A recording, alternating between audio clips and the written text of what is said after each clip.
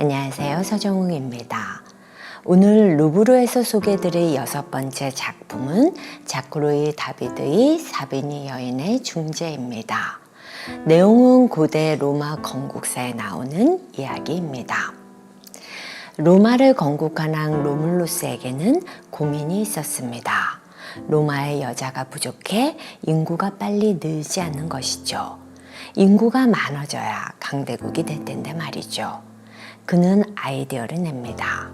이웃나라에 쳐들어가 여자들을 납치하는 것입니다.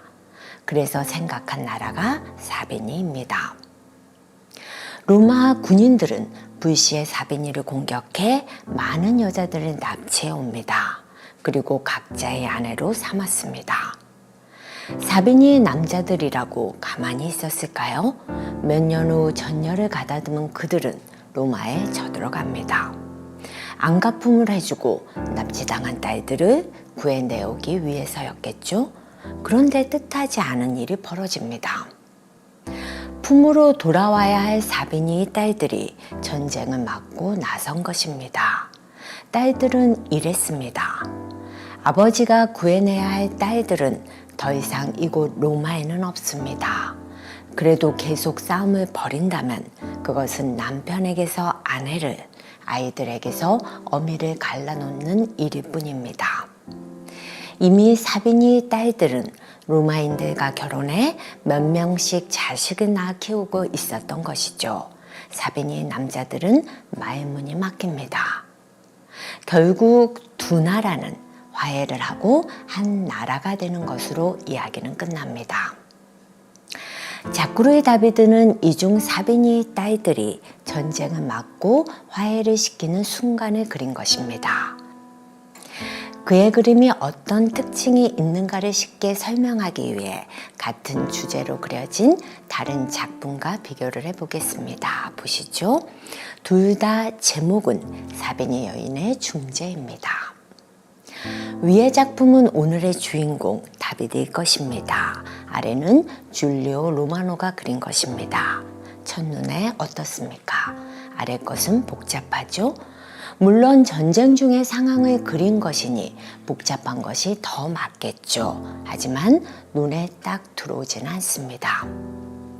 혹시 지난 시간 두 작품 나폴레옹 1세와 조세핀 황후의 대관식, 호라티우스의 맹세가 기억나십니까? 복잡한 내용을 굉장히 간결하게 표현했었죠. 직선적으로 말이죠. 그러다 보니 감정적 전달은 약하지만 형태는 인상적으로 기억됩니다. 이것이 다비드 작품의 특징입니다. 감정을 배제하고 형태를 단순화시킨다. 배경은 상징적으로 그린다. 그런 만큼 자크 다비드는 관객이 자유로운 감상을 하도록 놓아두지 않습니다. 하나씩 하나씩 기억시킵니다. 좀 가장하면 작품을 통한 정신교육 같다고나 할까요? 그럼 이번 작품에서는 어떤 교훈을 주려는 걸까요? 그림을 보시죠. 먼저 눈에 띄는 것은 가운데 위치한 여인입니다. 여신처럼 흰옷을 입고 있는 데다가 양팔을 벌렸는데 빛은 그녀만 비추는지 흰 피부가 더욱 하얘 보입니다. 그녀는 앞으로 한 발 나가며 양편을 중재합니다. 싸움을 멈추라는 것입니다. 싸움을 말리는 여인이 대표라면 그녀는 헤르실리아입니다. 전에는 사비니 딸이었지만 지금은 로마의 왕 로물루스의 아내입니다. 그녀는 눈에 힘을 주며 누구를 바라보고 있죠. 그녀가 바라보는 로마 군인이 선봉장이라면 남편이자 로마의 왕 로물루스입니다. 현재 그녀의 남편입니다. 둘 사이에는 아이도 둘 있습니다. 다비드는 우리의 혼란을 한 번 더 방지시켜 줍니다. 군인의 방패를 보시죠. 로마라고 적혀 있습니다. 그리고 늑대의 젖을 물고 있는 두 아이 그림이 있죠. 로마의 상징입니다. 로마의 건국은 이 쌍둥이로부터 시작되었고 이 중 한 아이가 로물루스입니다. 로마라는 나라명도 그의 이름을 딴 것입니다. 지금 로물루스는 창을 들고 있지만 몸을 뒤로 빼고 멈춰 있습니다. 싸움을 걸면 피하지는 않겠지만 먼저 공격할 의사는 없다는 것이죠. 이번에는 맞은편입니다. 칼을 내리고 방패를 열고 엉거주춤하게 서 있는 남자가 보이시죠? 당황한 것입니다. 그렇다면 여인이 아버지이자 사빈이 왕입니다. 이유는 반길 줄 알았던 여인들의 행동 때문입니다. 그의 왼편 다리를 보시죠. 사빈이 여인이 갓난아이를 안은 채 못 싸우게 매달려 있습니다. 이어서 나머지 여인들을 보시죠. 그중 한 명은 낮은 돌기둥에 올라가 아이를 하늘 높이 쳐듭니다. 그리고 뭐라 말합니다. 이런 내용 아닐까요?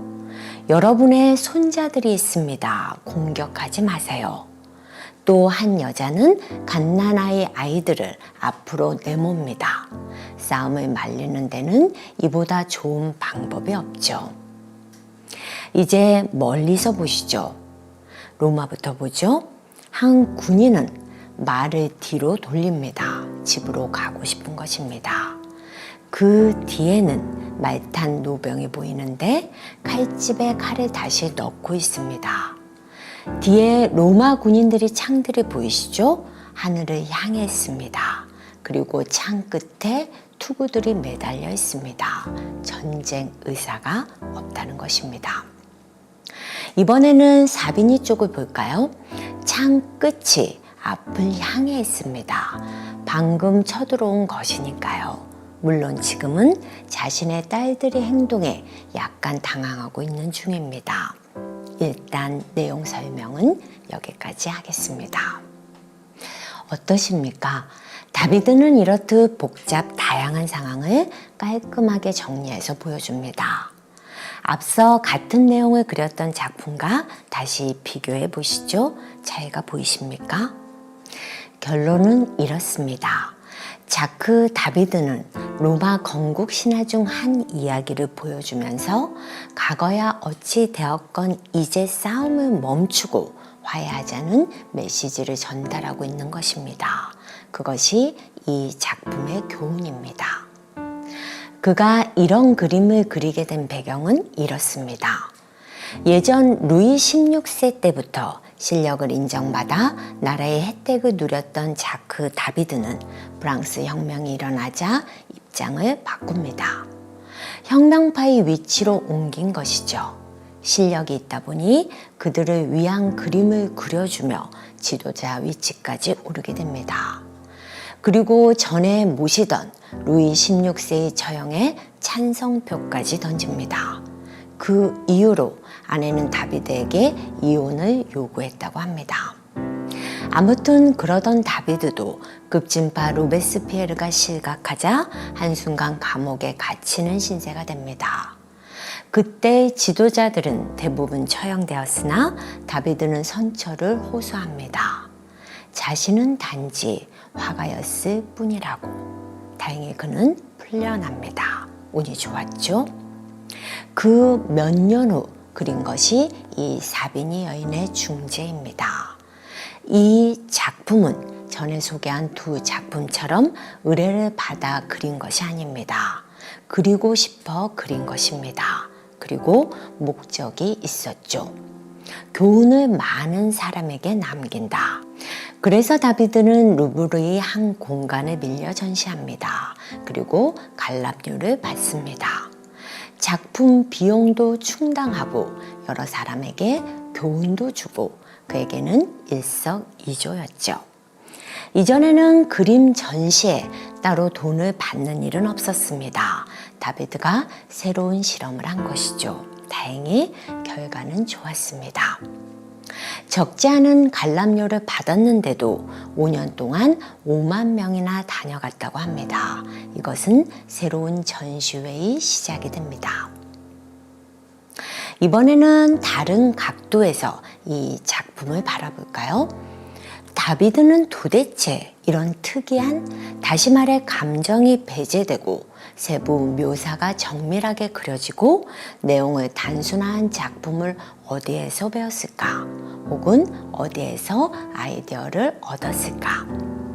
답은 고대 그리스 로마입니다.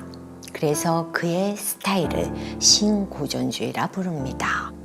그렇다면 그가 어떤 식으로 그리스 로마를 재해석했는지 바라볼까요? 혹시 아까부터 의문이 있던 분 계십니까? 왜 군인들이 다 벌거벗고 있을까? 저 때는 저러고 전쟁을 했었나? 아니죠. 갑옷을 입고 전쟁을 했습니다. 이유는 다비드가 워낙 고전 미술에 심취했었기 때문입니다. 다비드가 태어나던 1748년, 2000년간 숨겨졌던 고대의 유물들이 잠에서 깨어납니다. 폼페이 발굴이 시작된 것이죠. 폼페이는 로마의 옛 도시입니다.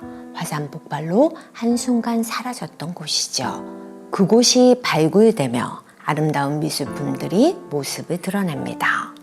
그런데 대부분 조각이나 벽화 건축물들입니다. 회화가 땅속에서 2000년을 버틸 수는 없죠. 당연히 그리스 로마 미술은 조각이 주입니다. 많이 보셨죠? 그때 조각들은 거의 벌거벗고 있습니다. 그래서 다비드도 그렇게 그린 것입니다. 남자들도 여인도 아이도 다 그리스 조각품들을 닮았습니다. 그리고 신고전주의 특징은 감정 표현이 거의 없죠. 그때 조각상들이 그렇습니다. 표정보다는 역동성에 치중되었습니다. 그리고 다비드의 신고전주의 회화는 붓자국이 보이지 않습니다. 아주 매끈하죠. 조각상들이 다 그렇지 않은가요? 마지막으로 그림 아래 갓난아이들을 확대해 볼까요? 두 아이가 관객을 보고 있습니다. 한 아이는 물끄러미 보고 한 아이는 아주 화를 냅니다.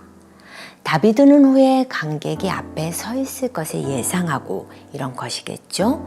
무슨 말을 하는 것 같습니까? 신고전주의 특징 중 또 하나는 매우 신중하게 계획하고 그린다는 것입니다. 그래서 밑그림이 참 많습니다. 오늘은 루브르에서 소개하는 다비드의 작품 마지막입니다. 다비드 하면 떠오르는 키워드는 루브르, 나폴레옹, 신고전주의, 정치화가 같은 것입니다. 다 연상되시죠? 다음 시간에는 새로운 화가의 다른 작품으로 여러분과 만나겠습니다. 오늘도 행복하시기 바랍니다.